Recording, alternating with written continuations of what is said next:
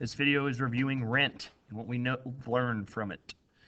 What's a tenant? A tenant is a person who is renting the place. So they live in the apartment or house or condo and pay the landlord the rent. That is the tenant. A landlord, what is a landlord? It's the person who owns the place and rents it out. So the one's in charge of the property. You pay them the rent.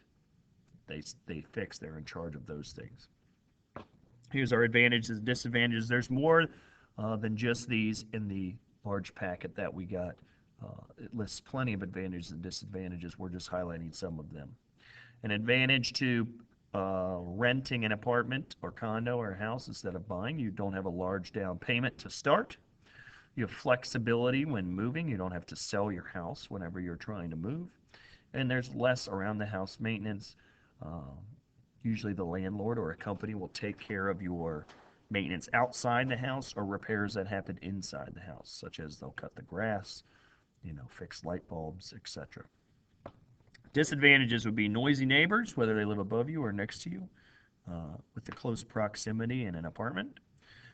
You don't get to sell when you move out. We talked about equity and what that means. Like when you sell a house, you get money back when you sell it, but when you leave an apartment, you don't do that. And then you could have a poor landlord situation. They're supposed to fix things or keep things clean, and they do not keep up with that or don't do a good job with that. That can be a issue with renting an apartment.